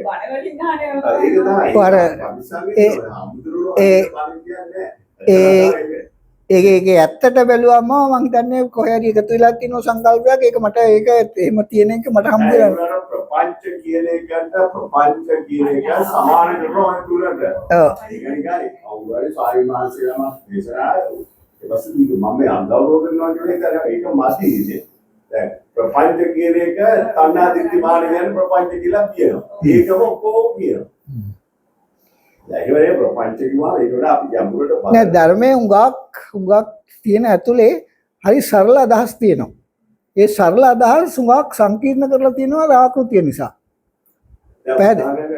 ප්‍රපංච කියන්නේ තණ්හා දිට්ඨි මාන කියනවා. ඒකෙන් අපිට ප්‍රපංච කියන එක වැටහෙන්නේ නැහැ නේ. අපිට අර තුන වැටහෙන්නේ නැහැ මේක වැටහෙලා නැහැ. ප්‍රපංච කියන එක කෙලින්ම ගාලා ප්‍රපංච මම දන්නේ මම ඔය ප්‍රපංච කියන එක පහ ඉක්මෝ කියන එක මගේ අදහස. පැහැදිලිද? ඒක මම දැකලා නැහැ කොහෙවත් තියෙනවා. හැබැයි ඉතින් හුඟක් වෙලාවට වගේ අපි ඔය ඇබ්ස්ට්‍රැක්ට් කන්සෙප්ට් ඉස්සෙල්ලා කිව්වේ දැන් සක්කාය දිට්ඨිය පැහැදිලි කරනත් මගේ මම නොවේ.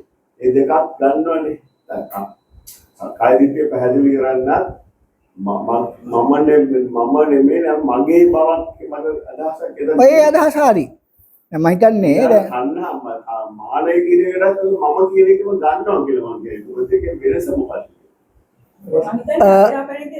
නෑ එතන මාන කියන කෑල්ල ඇතුලේ ඊට වඩා ගැඹුරක් තියෙනවා. දැන් සක්කාය දිට්ඨිය කියලා කියන්නේ මම මෙහෙම ඉන්නවා ඇතුලේ ඊට පිටින් තියෙන කෑල්ලක් සක්කාය කියන කෑල්ල නැත්නම් බැලුවොත් එහෙම අල්ල ගැනීම තමයි දැන් උතන සෝවාන් මට්ටමේදී ඒක නැති වෙනවන්නේ ගන්න. ඔව් දර්ශනේ. ඒකට මූලික වශයෙන් පිට මම කියන්නේ අපි කතා කරනකොට මම කියන්නේ සක්කාය දිට්ඨි විචිකිච්ඡා සීලබ්බත පරාමාස කියන්නේ මම වටේට තියෙන පොතු තුනක්. පැහැදිලිද? ඒ පොතු තුන මමයි කියලා අල්ලන් ඉන්නවා. ඒ තුනේ ඔය එකක් කය එකක් සිත තුන්වෙනි එක බාහිර ලෝකේ. තේරෙනවද? ඉතින් එතකොට අපි තේරුම් කරගත යුතු කාරණය තමයි දැන් ඔය සක්කාය දිට්ඨි විචිකිච්ඡා සීලබ්බත පරාමාස කියන කෑලේ දැන් සීලබ්බත එතකොට මූලික වශයෙන් කල්පනා විචිකිච්ඡාව කියන එක වෙන් කර ගැනීමට අපහසුකම කියන අදහස තමයි මම දකින්නේ විචිකිච්ඡිත වෙන් කර ගන්න දැන් ඕකෙදී දැන් මෙහෙම එකක් දැන් සෝවාන් එක්කනට මම නෙමෙයි මගේ කියලා අදහසක් තියෙනවා එකක් කියලා ඔව් මගේ අදහස තියෙනවා. ඒ කියන්නේ මූලික වශයෙන් බැලුවම දැන් කය මම නෙවෙයි. හැබැයි කය මගේ කියන හැඟීම තියෙනවා. සිත මම නෙවෙයි. හැබැයි සිත මගේ කියන හැඟීම තියෙනවා. දැන් බාහිර ලෝකයක් මම නෙවෙයි. හැබැයි මගේ කියලා කියන කාරණේ කියන්න බෑ. නමුත් මූලික වශයෙන් බැලුවොත් මට සම්බන්ධයි කියන හැඟීම තියෙනවා. පැහැදිලිද? ඔක්කොම ඉන්ද්‍රිය අරමුණු ඔක්කොම මම කරා කියලානේ. මම දැක්කා, මම බැලුවා, මට පේනවා. ඔව් එතකොට මම තවම ඇතුලේ ඉන්නවා. පැහැදිලිද? මම නැතිලා නෑ. එතකොට මගේ කියන කෑල්ල ඇතුලේ සෑහෙන දුරට වගේ තියෙනවා ඔය සක්කාය දිට්ඨි විචිකිච්ඡා සීලබ්බත පරාමාස නැති වුණා කිව්වට ඒකේ ඉන්ෆ්ලුවන්ස් එක තියෙනවා. පැහැදිලිද?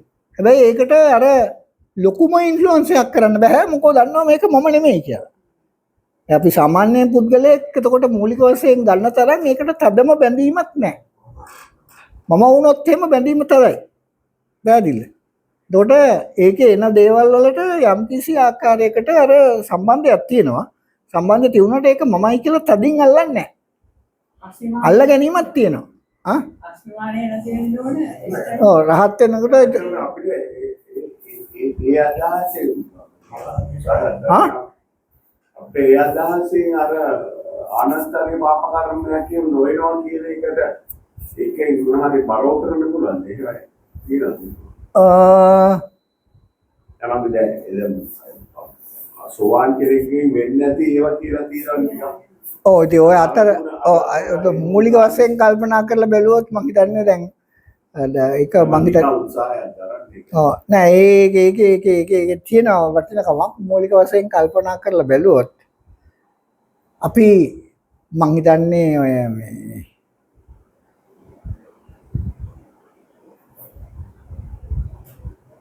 මේ ඔය අම්මා තාත්තා කියන කැලලත් එක්කනේ එන්නේ හුඟක් වෙලාවට වගේ. පැහැදිලිද? රහතන් වහන්සේ නැත්නම් ඒ කියන කැලල අපි කල්පනා කරලා බැලුවොත් ඔය අචල ශ්‍රද්ධාව කියන එක එනවනේ. අචල ශ්‍රද්ධාව කියන්නේ මම කියන පුද්ගලයාගේ ඇතුලේ අපි අභ්‍යන්තර වශයෙන් දැන් මම උතන හැමතිස්සෙම තියන්න ඕනේ මම හිතන්නේ අපේ මම කියන පුද්ගලයාගේ අභ්‍යන්තරේ පැහැදිලිද? අභ්‍යන්තරය කියන ඇතුලේ තියෙනවා යම් කිසි ආකාරයකට ශ්‍රද්ධාව කියන කාරණේ එක මට්ටමකට මූලික වශයෙන් බැලුවොත් අපි ඔය මේ මොකද්ද ශ්‍රද්ධාව කියන කාරණේ ඇතුලේ ශ්‍රද්ධා ඉන්ද්‍රිය කියන කය දැන් ඔය බාහිර කියන කොටසට අපි කල්පනා කරලා බැලුවොත් දැන් බුදුහාමුදුරුවෝ බාහිරනේ ඉන්නේ. බුදුහාමුදුරුවෝ මගේ ඇතුලේ නෙවෙයි ඉන්නේ. රහතන් වහන්සේලාත් මගේ බාහිර තමයි තියෙන්නේ. බාහිර කොටසට තමයි වැටෙන්නේ. පැහැදිලිද? හැබැයි අපි තේරුම් කරගත යුතු කරුණ තමයි අපේ ඔය මේක මගේ අදහසක් විතරයි. අපේ ඉන්ටර්නල් ශ්‍රද්ධා ඉන්ද්‍රිය කියන කාරණේ ඇතුලේ අපි මේ කතා කරන ඩයිමෙන්ෂන් වලින් එහා වෙන ඩයිමෙන්ෂන් එකකින් ඔය බුද්ධ බලවේගයත් එක්ක සම්බන්ධයක් ඇති වෙනවා.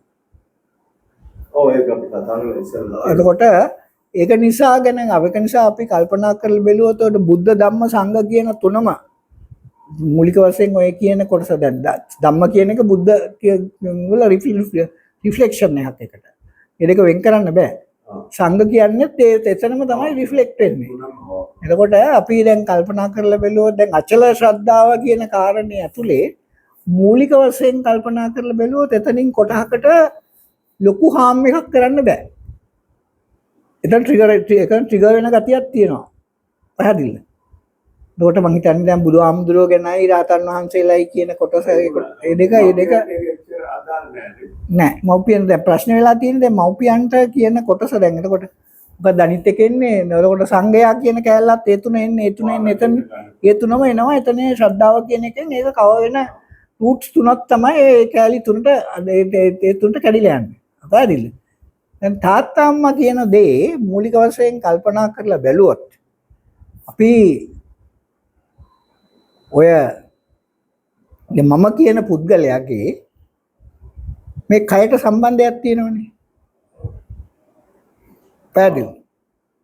ඉතින් කයට තියෙන සම්බන්ධය උඩ ඊට අමතරව මම හිතන්නේ දැන් මම දකින විදියට අපි කිසියම් ආකාරයක පැහැදිලිද?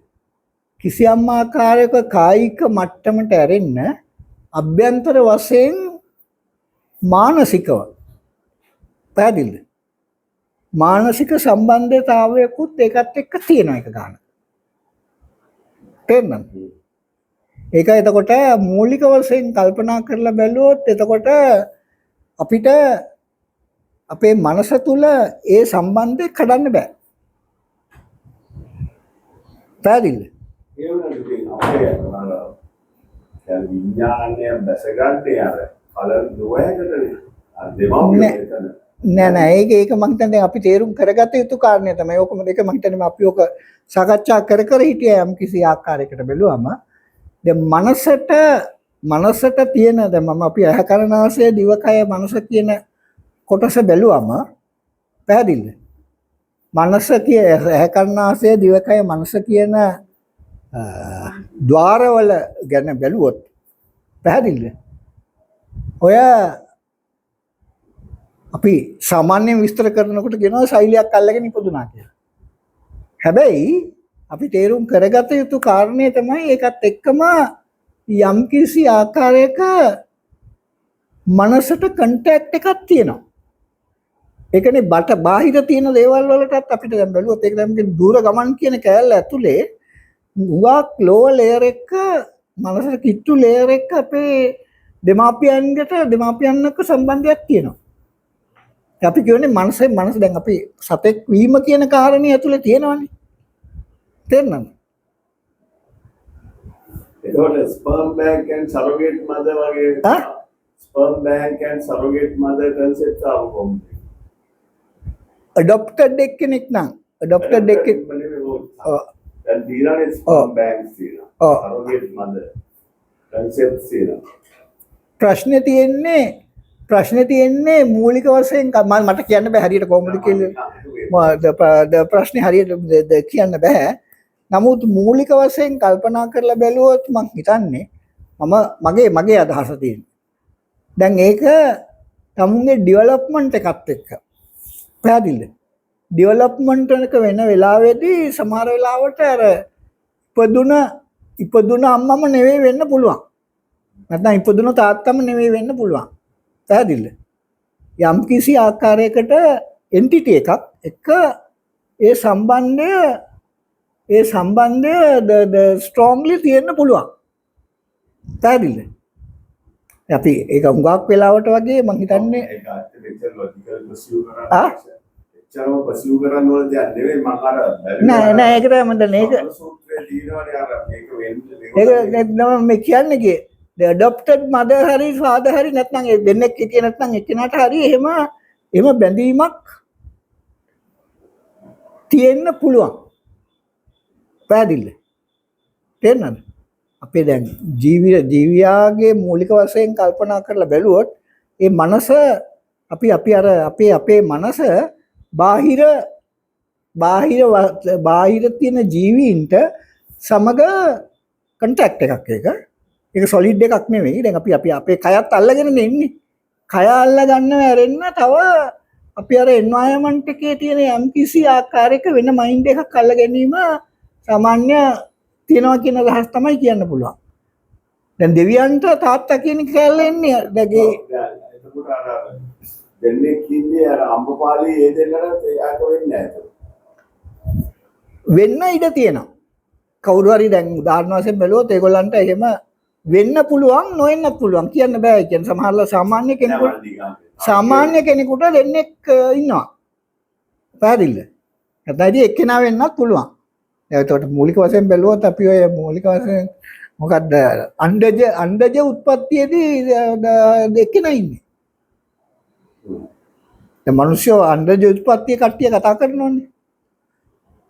පැහැදිලිද? ඒ ඕපපාතික සහ සංසේචක කට්ටියට එහෙම ඉන්නවද නැද්ද කියන එක කියන්න බෑ. නැති වෙන්නත් පුළුවන්. පැහැදිලිද?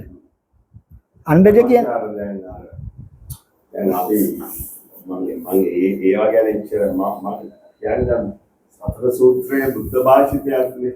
ඔව්. ඒකේ සෝවාන් කෙනෙකුට මේක වෙන්නේ නැහැ කියනවානේ. එතකොට අරගොල්ලන් කොහොමද ඒකට එන්නේ කියලා මම බුද්ධ භාෂිතයක් වෙනස් වෙන්න බෑ. ඔව්. මොකද තමන් සෝවාන් කෙනෙකුට තමයි අරක වෙන්නේ නැත්තේ. ඔව්. දැන් මම අර කිව්ව අයටත් ඒක නොවෙන්න chance එක තියෙනවා.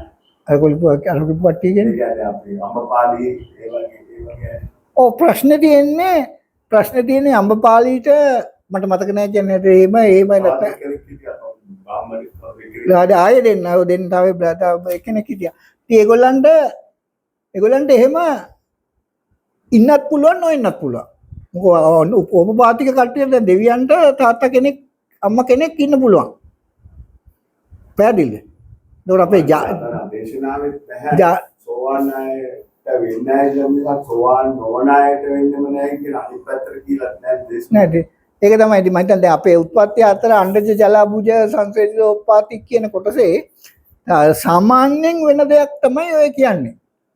නැතුව ඒක මම හිතන්නේ එතකොට ඒගොල්ලා බේසිකලි බැලුවොත් නැත්නම් දැන් ඇඩොප්ටඩ් එක්කෙනෙකුට ඉන්න පුළුවන් සමහරලාට. ඒ කියන්නේ යාට ඒ කාලෙදී ඇති වුණොත් එහෙම මේ ප්‍රොවිෂන් එකක් තියෙනවා. පැහැදිලි. ඇත්තම අම්මද කියන කෑල්ල ඇතුලේ ප්‍රශ්නයක් තියෙන. ඇත්ත කියන්නේ අපේ මේ බයොලොජිකල් මේ අම්මද කියන කෑල්ල ඇතුලේ ප්‍රශ්නයක් තියෙන්න පුළුවන්. බයොලොජිකල් තාත්තද කියලා. තේරෙනවද? ඒක දැන් ධර්මයේ කියන්නේ නැහැනේ බයොලොජිකල් තාත්තයි කියලා. නැත්නම් බයොලොජිකල් අම්මයි. මම උත්සාහ කරේ අර තුරේ තුර ගැන අවබෝධ කරගන්න මේක. ඔව් නෑ මම මේ කියන්නේ ඒක බේසිකලි බැලුවොත් ඒවා වචන වලින් නෙවෙයි. ඒක බැලුවොත් එහෙම එක්සෙප්ෂන්ස් තියෙන්න පුළුවන්. හැබැයි මම හිතන්නේ එහෙම කොටසක් තියෙනවා අපේ එක එක්කිනාගේ බැඳීම් අනුව. මොකද ඔය විදිහට දෙමාපියන්ට ගොඩාක් ඔය විදිහට දෙමාපියන් අර්ථකථනය කරන්න බුද්ධාගම විතරමයි මම හිතන්නේ. ඔය අනන්තරියකකට මේවා කරන අනිත් ඒවා එහෙම නැහැ. ඔව් ඉතින් නෑ මම හිතන්නේ ඔය ආගම්වල එහෙම කොහෙවත් දසපනතයක් කොහෙවත් එහෙම එකක් නැහැ. මම දන්නේ. ඒක මැනුවල් එකේ ඔව් ඒක. ඔව් ඒක දෙන්න දෙමාපියන්ට chance එකක් නැහැ. නෑ ඒක මම හිතන්නේ ඒක මේ අපි අර වචනාර්ථයෙන් නෙවෙයි හැබැයි එහෙම ප්‍රොවිෂන් එකක් තියෙනවා මම හිතන්නේ. කොහොමත් මම කියන පුද්ගලයා අර අපේ බුද්ධාගමේ හැරෙන්න බුද්ධ දේශනාව හැරෙන්න අනන්තර දෙමාපියන්ට එච්චර එලිවේටඩ් ස්ටේටස් එකක් දීලා නැහැ. වෙන කොහෙවත් නැහැ මම දන්නේ මම දන්න තරම. ඔව් ඉතින් හින්දු ආගමේ මම හිතන්නේ කොටස් වල තියෙනවද මට ෂුවර් නැහැ. දැන් ජීසස්ගේ දෙමාපියන්ට උනත් ජෝසප් ඒගොල්ලන්ට එහෙම තත්ත්වයක් දීලා නැහැ. ඒගොල්ලෝ සේන්ට්ලා කියලා අර ඔබතුමී වගේ දෙවියෝ තමයි ඒකත් කරලා දීලා තියෙන්නේ. ඔව් මම හිතන්නේ ජීසස්ගේ ඉතින් හින්දු කොටස් වල තියෙන පුළුවන් යම් ප්‍රමාණයකට මට ෂුවර් නැහැ. හින්දු වල ඒක පොඩ්ඩක් බලන්න. තමන් බලන්න දුන්නාස් දැන් දෙමාපියන්ට හැම වෙලාවෙම ඉතර ලොකු අර කුම්භාචාරික ගොඩාක් ස්ටේටස් එකක් දෙනවනේ. ඔව් ධර්මයේ බුද්ධ සූත්‍රය හැමදාම මේක එහෙම නෙවෙයි මේක හරි ගැඹුරු එකක් නෙවෙයි. අනන්තරියකට දැන් දානවා කියන්නේ ඉතා ගැඹුරුයි. ඔව් ඒක මම හිතන්නේ ඒක බේසිකලි බැලුවොත් ඒක ඒක තමුන්ගේ මගේ අදහස තියෙන්නේ දැන් එතකොට අපි අර සෛලය අල්ල ගන්නවා කිව්වට සෛලය ඇරෙන්න වටේ එන්වයරන්මන්ට් එකත් අල්ල ගන්නවා ගන්න. ඒ කොටසට ඔය පේරන්ට්ස් කියන කැලල ඉන්න ඉඩ තියෙනවා. දැන් මම දන්නේ ඒක බුද්ධ භාෂිතයේ තියෙනවද කියලා නම් සාමාන්‍යයෙන් අපේ නම් ගැගදහක් තියෙනවා මේ වෛරී වෙලා දෙමව්පියොත් වෛරී වෙලා වෛරකමට දෙමව්පියෝ කියලා මම දන්නේ ඒක බුදුන් දේශනා කියන්නේ දැන් සහෝදරයෝ වෙලා ඥාති වෙලා දෙමව්පියෝ වෙලා වෛරී වෙනවා කියලා. ඔව් එහෙම කතන්දර නම් තියෙනවා. එහෙම කතන්දර තියෙනවා සමහරලා. මොකද එහෙම කතාවක් තියෙද්දි අර වගේ එකකුත් දැම්මහම මොන හරි අමාරුයි ඒකට. ඒ කියන්නේ ඒක නම් මම දන්නේ දේශනාව තියෙනවා කියලා මම දන්නේ වෛරී වෙලා මේ ඔව් අර මේ දරුවෝ වෙන්නත් පුළුවන් කියලා. ඇයි දෙවිදත්තර මේ මගේ පුතා වෙලා ඉපදිලා තියෙනවනේ බෝධිසත්වයෝ. ආවෝ අර මොන එකේද නේ අර උද්ද දාලා මරණ එක. ඔව් මොකක්ද එකක් තියෙනවා මට මතක. උද්ද දාලා මරණ එකක් තියෙනවා. එහෙම කතාවක් තියෙනවා මට කතාව මතක නෑ. රජුරෝ වගේ මෑනියෝ ඒවලට රජුරෝ මේ රාබීලා ඉල්ලා මේ මරාගෙන උද්ද දාලා මරණ කන්ද කියලා. ඔව් මොකක්ද එහෙම කතාවක් තියෙනවා මට මතක නෑ කියන්නේ. තියෙනවා. අපි වෛරී වෙලා එහෙම ආවා වුණත් ඒක හරියට අන්ෆෙයාර් වගේ ටිකක්. නෑ ඒ හැබැයි ඉතින් මම හිතන්නේ එතන ඔතන කියන කෑල්ල තියෙන්නේ මම හිතන්නේ ජෙනටිකලි කෑල්ල තමයි සාමාන්‍යයෙන් ඉන්නේ.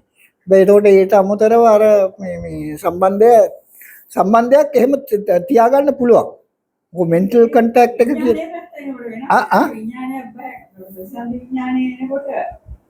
ප්‍රතිසන්ධි විඥානය දැන් එතකොට ඔතන මම හිතන්නේ ප්‍රශ්න වෙලා තියෙන්නේ විඥානය බලනකොට ඔය සෛලය විතරක් නෙවෙයි එන්වයරන්මන්ට් එකත් අල්ල ගන්නවයි කියලා මම මේ හිටියේ මම ඉස්සලා දවසත් ඒ එන්වයරන්මන්ට් එක දැන් දෙවි කෙනෙක් වෙලා උපදිනකොට එන්වයරන්මන්ට් එකනේ වැඩි අල්ලගන්නේ. එතකොට දරුවා කියන කෑල්ල එන්නේ බේසිකලි බැලුවාම මිනිසුන්ගේ තිරිසනුන්ගේ තමයි අපි ඔය සෙල් එකට ප්‍රයෝග කරන්නේ. සෙල් එක එනවා ඒ වටේටම තව එන්වයරන්මන්ට් එකෙන් කොටසක් අල්ලගන්න ස්වභාවයක් තියෙනවා. අපේ මූලික දේ දෙවියන්ට පෙරේතින් ආනන්තරිය අදාළ වෙන්නේ නෑ ප්‍රශ්න තියෙන්නේ කියන්න දන්නේ නැහැ කොක අදාළද නැද්ද කියන එක කියන්න බෑ අපිට. පැහැදිලිද? ඒවා අපිට assume කරන්න බෑනේ බුද්ධ දේශනාවේ කර්මඵල කියන කෑල්ල කියපු කෑල්ල ඇරෙන්න. අපේ දෙවියන් තව දෙවියන් මාත්මා කියලා එකක් කියවිලා නැහැ. වෙන්න පුළුවන් කියන්න බෑ. ඉතින් මම හිතන්නේ ඒක මූලික වශයෙන් කල්පනා ඒවා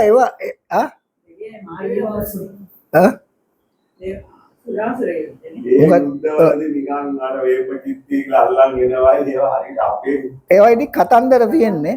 වෙලී ඒක නැහැයි කියලා අපිට කියන්න බෑ. ප්‍රශ්න වෙලා තියෙන්නේ ඒවා අපිට තියෙන කොටසෙන් අපිට කර්ම විශ්වාද ඵල ගැන එහාට ගිහිල්ලා කියන්න බෑ. තේරුණාද? අපිට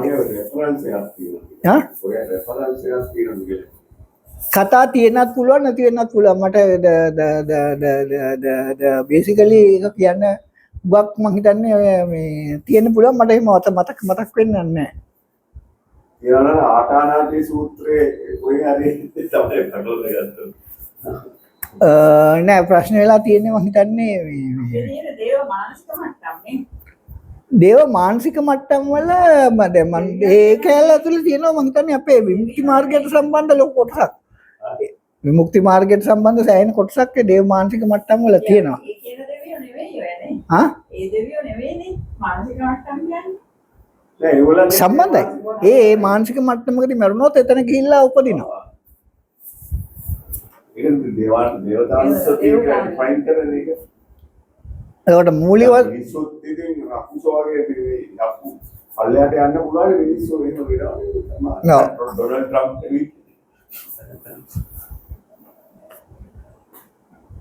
සිගාරන්න දෝ ළමයි මරන්නේ ඒක. දැන් ඔය මේ කවුද මේ දැන් ඔය මේ දැන් ආලවක මේ කෑවයි කියලා කියනවනේ. අරලා මේ හත් ආලවක බේරුණා එයා තමයි බේරුනේ. ඔව් එයා තමයි බේරුනේ කියලා කියනවනේ. ඒ කියන්නේ ඒගොල්ල මරණවයි කියන කෑල්ල එනවා. තේරෙනවද? යා දෙවියෙක් නේ අතට බැලුවොත් එක විදියට. 28ද කොහෙද 28 දෙනාගේ එක්කෙනෙක්ද කොහෙදනේ? ඒක දේව යා දේව සේනායට ආසි යන්න පුළුවන්. ඒ 28 දෙනා මේ කවුද මේ ඒ 28 දෙනා මේ දෙවිවරු ගානටනේ වැටෙන්නේ. අංගේ කබේ රෙෆරන්ස් එකක් බැලුවොත් එහෙම ඒක තියෙනවා ඉතින් මම හිතන්නේ. ආලවගේ ඉන්නවා ඒකනේ. අර හේමන්ත සාතාගේ එහෙම ඉන්නවා. ආලවක එයා මීටින් එකට යනවන්නේ. එයා මීටින් එකට ගිහින් වෙලා වෙන්නේ අර මේ බුදුහාමුදුරුවෝ එන්නේ. එයා මේ මීටින් එකට යනවා දෙවියන්ගේ. දෙවියන්ගේ නේ මොකක්ද ඒ? සුචිලෝව කියලා කෙනෙක්. ඔව්. මේ හින්දා ස්ටෝරීස් තියෙනව නැත්තේ නෑ. මූලික වශයෙන් බැලුවාම ඉතින් බේසිකලි මේ අපිට කියන්න බෑ කොහොමද කියලා. මොකද අර ඔය කතන්දර වල තියෙන දේවල් වල සමහර දේවල් ගන්න පුළුවන්. හැබැයි ඉතින් මම හිතන්නේ අපේ කියලා නැත් එකෙන් අදහස් කරන්නේ නැහැ. ඒක එහෙම තත්ත්වයක් නැහැ කියලා. පැහැදිලිද? හැබැයි ඔය මම හිතන්නේ තාත් දෙමාපියෝ කියන කැලේ අර්ථ දැක්වීම තුළ එන්වයරන්මන්ට් එකේ රිලේෂන්ෂිප් එක තියෙනවා. තේරෙනවද?